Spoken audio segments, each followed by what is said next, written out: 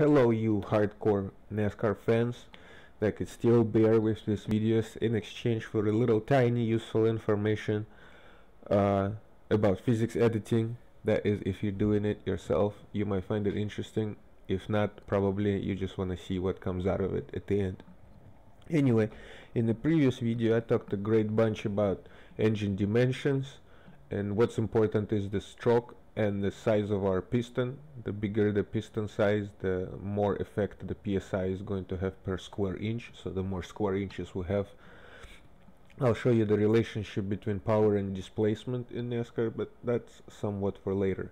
Now we're going to be talking about torque curves, and you know, everybody knows that we have 3 points in NASCAR: initial torque at 0 RPM, then next power, torque 2, and then the next power, that's called torque 3, measured in PSI. That is my theory, at least. Now, let me just approximately sketch out a graph.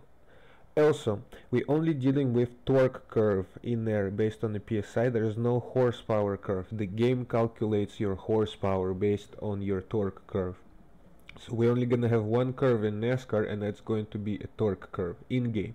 So let's say my engine just goes like this, whatever, just like that. I should have made it a little bit thicker. Okay, that's my torque curve. Done, you know. So right here we have our point 1. We have our maximum torque, should be somewhere around here, and we have our maximum horsepower. Where here we wouldn't know, the game would know, considering the amount of RPM. What can I tell you right now? Let's say at 9,000.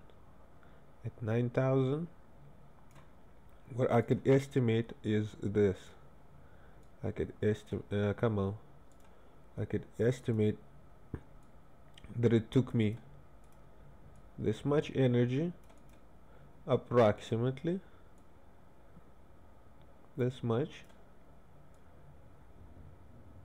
to get my engine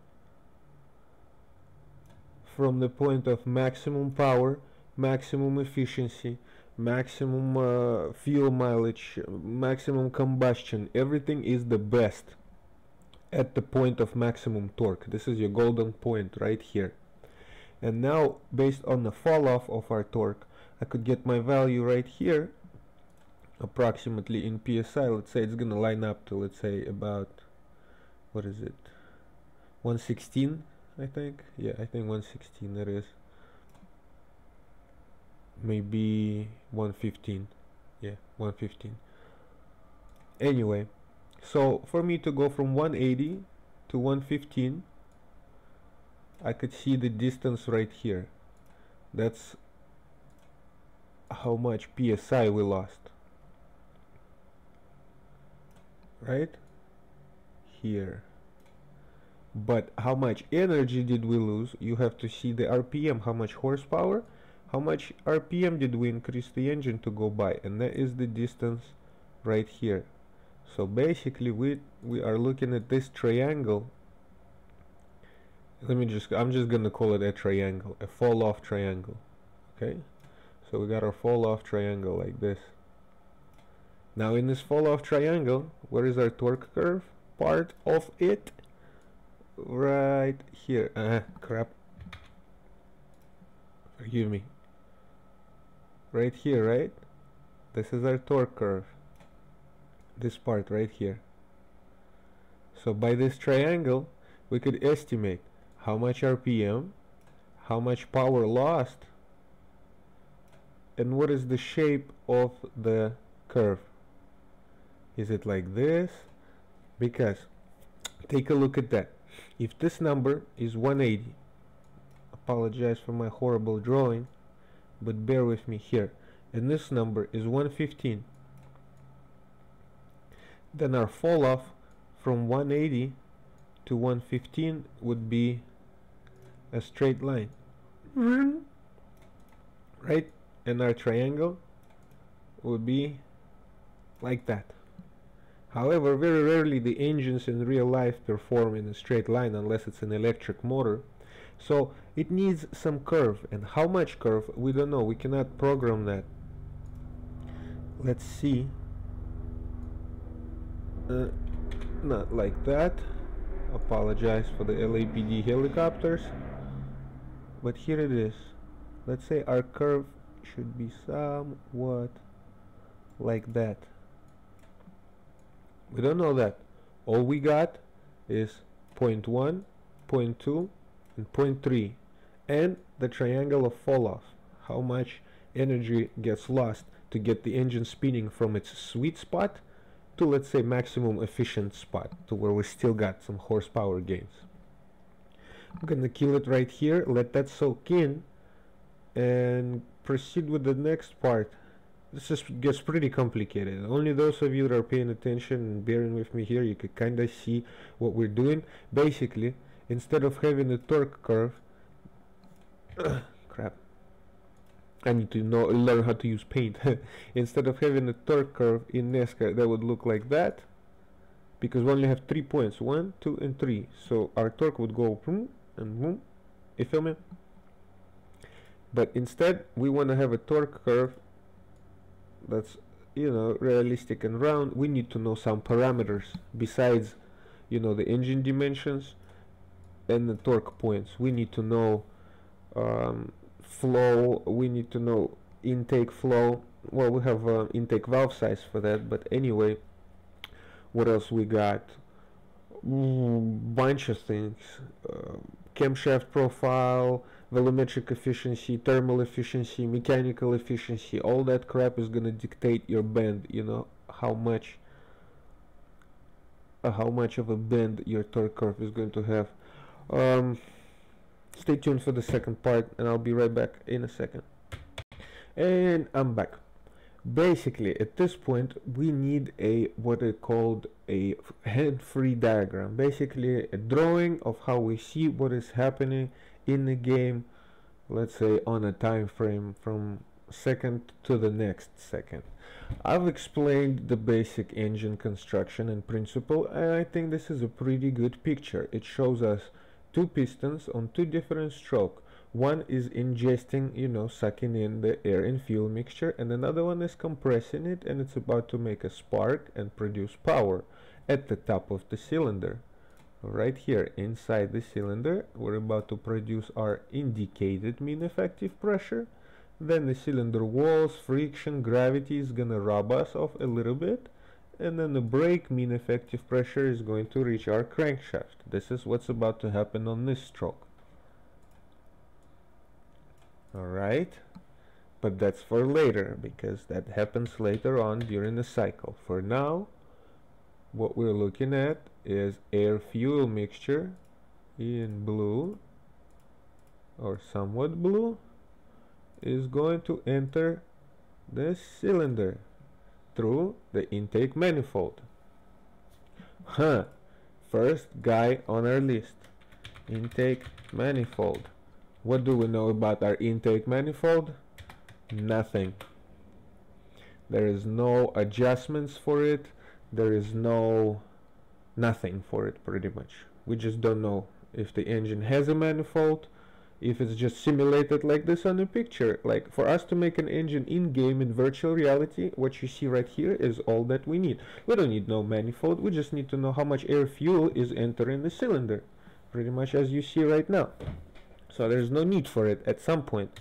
At the other point, in my rule book, I could find the part that talks about the intake manifold. I could tell you which intake manifold 2003 NASCAR uses, what's the CFM. If you do a little research on the part number, you could find out exactly what kind of manifold that we should be using. But I don't know if we are or not, because there is no hard code available for this fucker.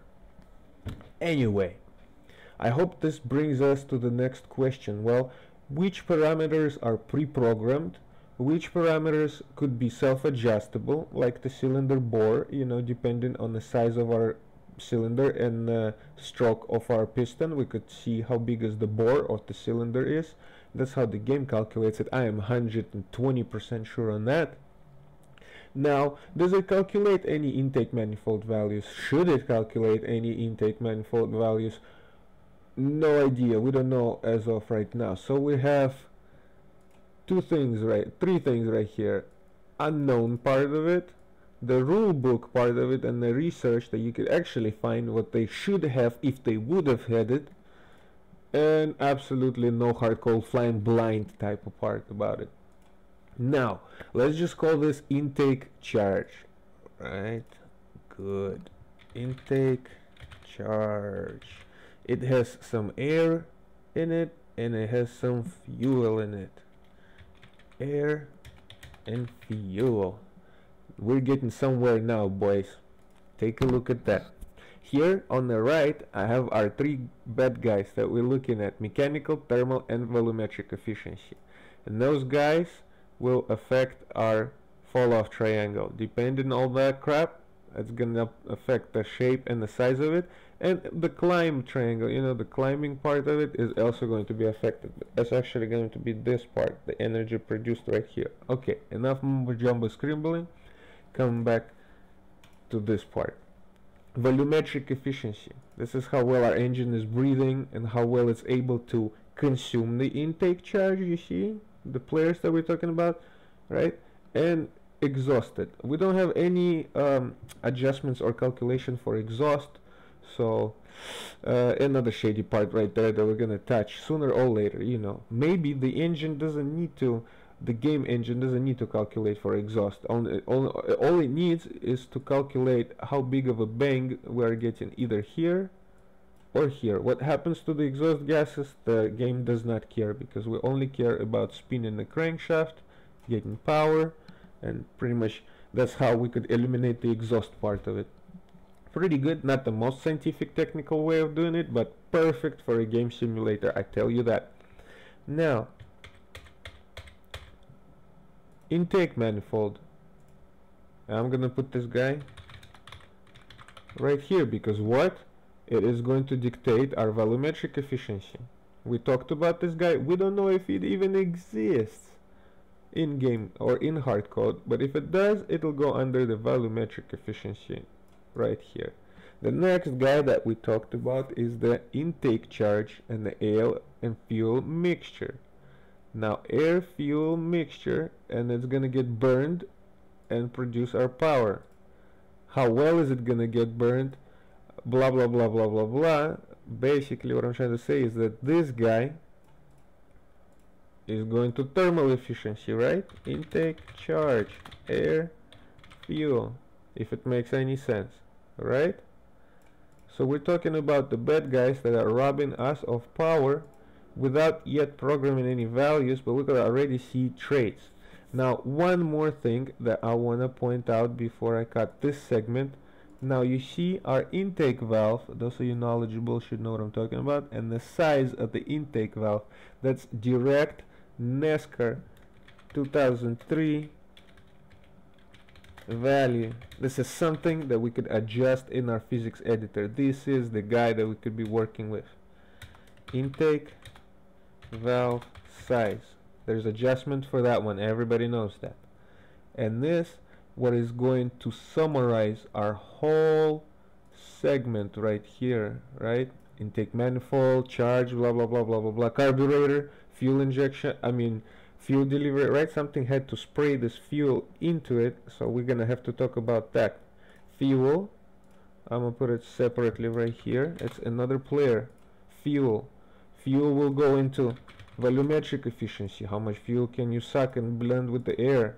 Fuel is gonna go to thermal efficiency, you know, of how well and blah blah blah, and mechanical efficiency of the engine will also. Fuel goes all over the place pretty much, you know, we're burning fuel, it's very important, so it goes all the way through the fields, you know, our fuel theory.